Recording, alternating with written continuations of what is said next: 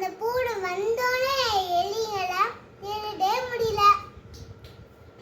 அதுக்கப்புறம் ஒரு எலி சொல்லும், இல்லை நம்ம பூனையோட ஃப்ரெண்டானா இல்லைன்னா பூனையை வளர்த்தணும் அப்படி சொல்லிச்சு ஒரு எலி.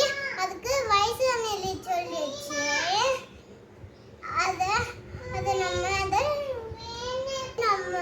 ஜென்ம எழுதி அதை ஃப்ரெண்டாக முடியாது, அதை வளர்த்த முடியாது. நம்ம மட்டும் இங்கிருந்து வேற எங்கேயாவது போயிடலாம் சொல்லிச்சு. சொல்லும் அந்த வயசான எலி கூட எல்லாமே எல்லா இடையும் போயிடுமா. அதனால ஃப்ரெண்டா ஒரு எலி சொல்லிச்சா, அந்த எலி மட்டும் அங்கேயே இருந்துச்சா. அதனால ஒரு நாள் பூனை கூட வசமா அந்த எலி மாட்டிருச்சா.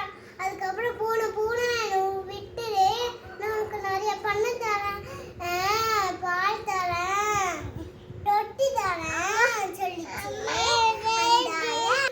பண்றதால இன்னைக்கு அரிசியை மிஸ் பண்ண சொல்லியா.